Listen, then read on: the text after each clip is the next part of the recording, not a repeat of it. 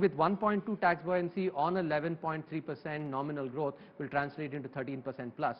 So I think overall fiscal, if indeed 5.1% is achieved in the coming year, that means the path towards 4.5% will be something which will be a very credible one.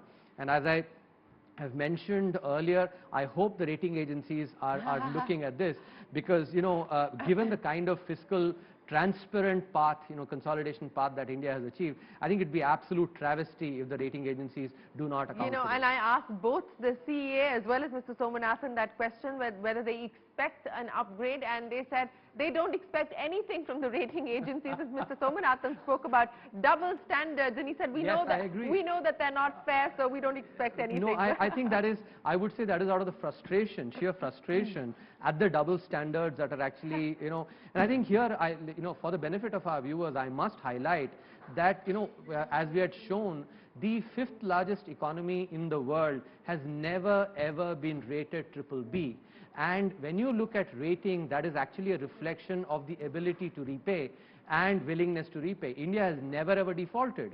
So the willingness to repay is gold standard, and all our debt is domestic. So, and GDP is growing so well, so the ability to repay is there as well. So I don't know what the rating agencies actually, what model they use. It is flawed. As a financial economist, I can say with absolute conviction. Most countries have in fact not defaulted. So lack of a default history is not really a marker of a high credit rating.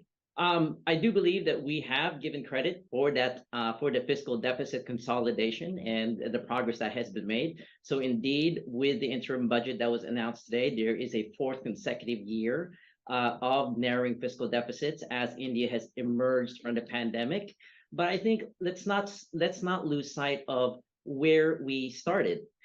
Prior to the pandemic, the union budget's deficits were actually well under 5%.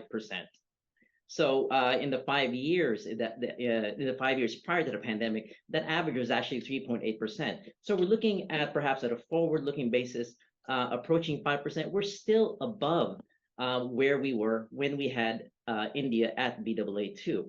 I think a couple of other things when we look at our fiscal assessment is the stock of debt. The stock of debt is also much higher than what we had seen when India was at Baa2.